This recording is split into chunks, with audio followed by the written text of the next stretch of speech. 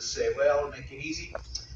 Gray whales often are migrating during this period as well. But let's take a look at some of the characteristics, some of the whales we might encounter. Now, as we start heading south as well, we'll go through a couple sanctuaries. There's the Olympic Marine Sanctuary, which is near Seattle and Washington, Seattle, Washington area. So we'll be going through there. You'll notice, too, that the ship does take an effort, of course, to evade the whales as we go, and also that the engines will also affect their echolocation. So whales use a type of sonar, similar to the Navy sonar, to judge distance and location. And they'll shoot out a sound wave and then judge the time that it takes for that wave to bounce back, and that's what tells them how far they are from land masses or prey and things like that. So the engines can interfere with that, so they'll often subdue the engines during those times. That's also why if you went out on some whale watching expeditions in smaller boats, you'll notice that they cut the engines oftentimes and need to maintain a distance. They're also required to allow an escape route.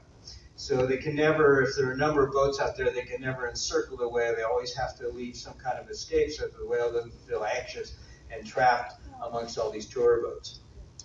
Okay, let's take a look at some of the characteristics here. Now we'll talk about some of the anatomy, some of the behavior patterns, things like that. And these are things you might have encountered during your tours. Okay, so first we're up here, of course, near the Arctic Circle in the temperate zone. We'll be heading down south, back to my home there in San Francisco. So cetaceans, this encompasses whales, dolphins, and porpoises. And again, officially the orca are part of the dolphin family. Let's take a look at some of these here. We'll start on the whales. So as I was saying, orcas are officially dolphins, belonging to the Delphinidae family, which includes all oceanic dolphins. Largest member of that family, conical teeth, and some similar structures in their bodies put them in that category. Here are the lifespans. So blue whale, and I have a kids lecture on one of the other ships, and a 5-year-old informed me that you can fit, I think, 13 pterodactyls in a single blue whale.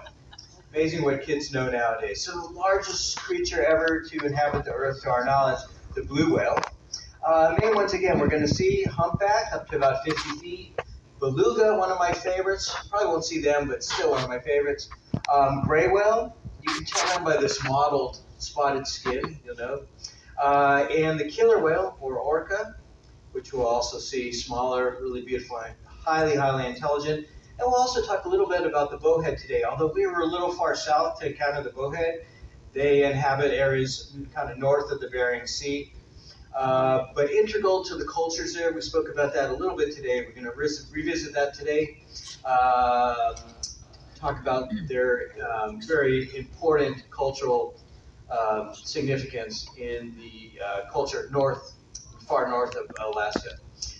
So, bowhead up to about 200 years.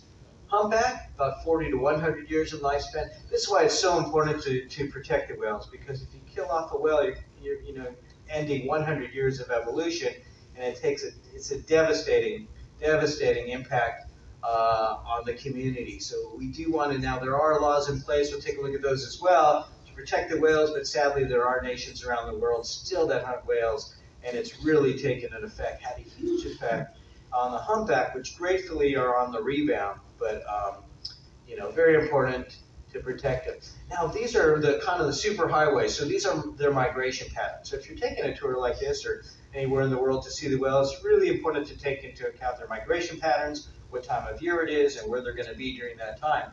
So we have a lot of activity here, especially humpback activity along the west coast of South America. Going up, of course, as you may know, because a lot of activity in Baja, people will head down there, cruise down there a lot for that reason.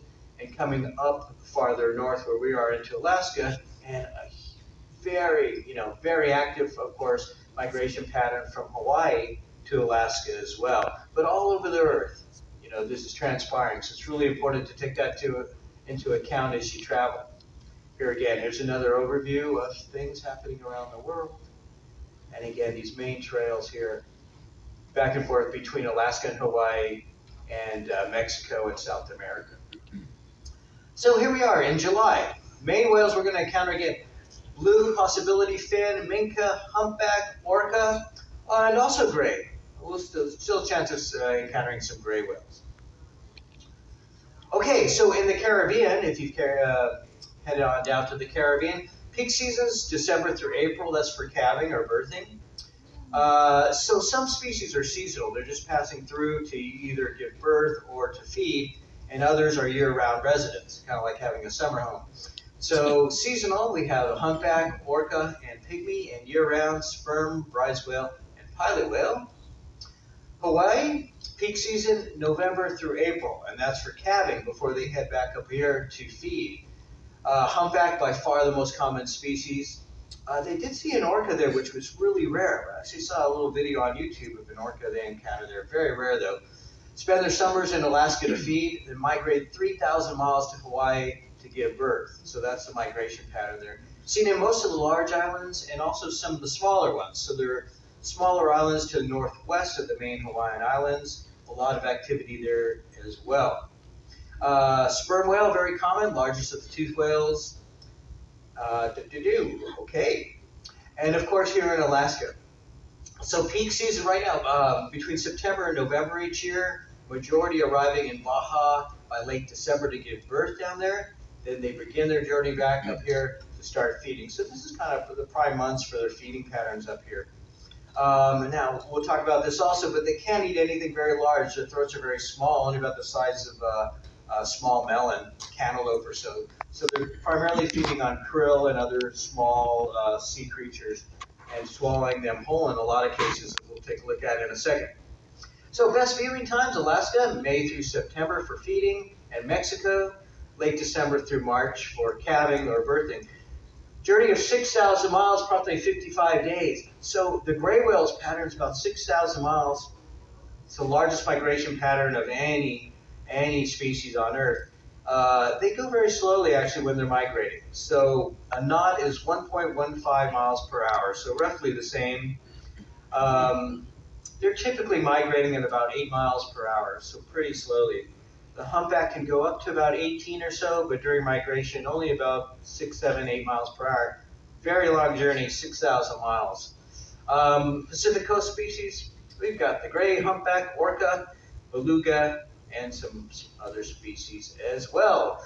Now, adaptability. So they're very able to take on different temperatures, both in very, very cold climates here in Alaska and also the warm climates of Hawaii. So a few things. Blubber, of course, is insulation.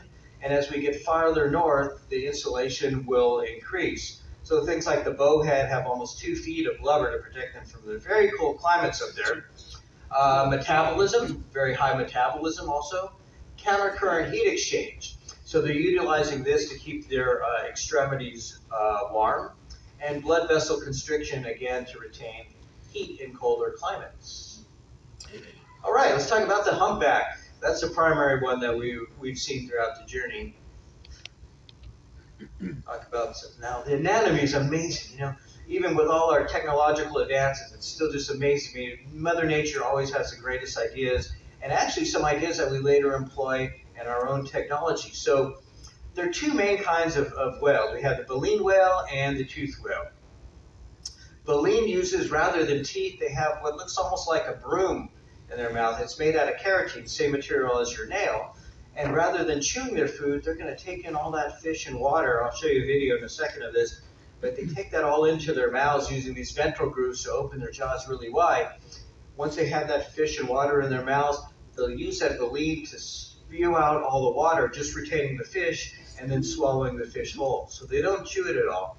And that's the baleen here, which I'll show you. These tubercles are little raised ridges on their forward mouth there on top of their jaw.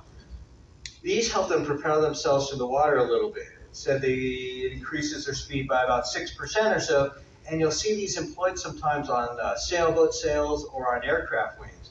If you look on the leading edge of an aircraft wing, you'll sometimes see ridges up there, and that's because they found this actually helps the aerodynamics of the wing. Blowholes, right here. 2 blowholes on the baleen whales, 1 on a toothed whale. Dorsal fin, that varies a lot. Some of the species like the bowhead have no dorsal, and that's so that they can scooch under the ice floes more easily without catching that dorsal fin as they do so. We got the tails or flukes right here, pectoral fin, and the self-explanatory eye. So humpback, just briefly, about 60 feet long, 80,000 pounds. They can submerge for 30, 45 minutes or so. I think we covered a lot of this stuff already. I'm ahead of myself. Beautiful. Give birth to a single calf after a year-long pregnancy. And when the baby is feeding, they actually don't suckle directly. The mother spews out a milk which is very thick. It's almost like cottage cheese, very thick, so it doesn't get washed away in the water. And then the baby will come up and just swallow that right out of the water rather than feeding directly. Songs to make contact. I always find this really interesting. Male humpbacks do all the singing. Guys always make all the noise. About 600 sounds. And on the Voyager program, do you remember this show called Cosmos in the 70s? I'm dating myself. I love that show. We grew up watching this. It was with Carl Sagan. He was kind of the first to introduce the cosmos and stars and astronomy to folks like ourselves as families in their living room. And he had this show Cosmos, which was wildly, wildly popular. And it was his idea. These Voyager probes were launched in the 70s.